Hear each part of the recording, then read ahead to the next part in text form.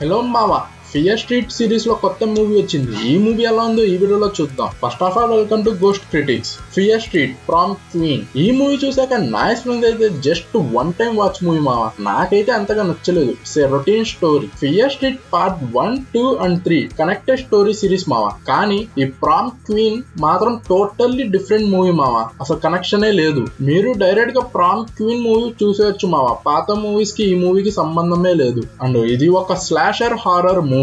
ఈ మూవీకి censor board 18+ ఇచ్చారు. It's a better to watch alone. ఎందుకంటే చంపే సీన్స్ చాలా బ్రూటల్ గా చూపించారు. అండ్ ఈ మూవీ మనకి నెట్ఫ్లిక్స్ లో స్ట్రీమ్ అవుతుంది. Only in Hindi and English language, no Telugu audio. ఇంకా ఈ మూవీ ప్లాట్ కి వస్తే చాలా సింపుల్ గా చెప్తాను. ఒక హై స్కూల్లో ఫ్రమ్ క్వీన్ కాంపిటీషన్ ఉంటుంది. అయితే దానికి ఎవరైతే క్యాండిడేట్స్ ఉంటారో వాళ్ళు ఒక్కొక్కరు చనిపోతూ ఉంటారు. అసలు వాళ్ళని చంపేది ఎవరు అంటే ఎందుకు చంపుతున్నారు అనేది ఈ మూవీ చూసి తెలుసుకోవాల్సిందే.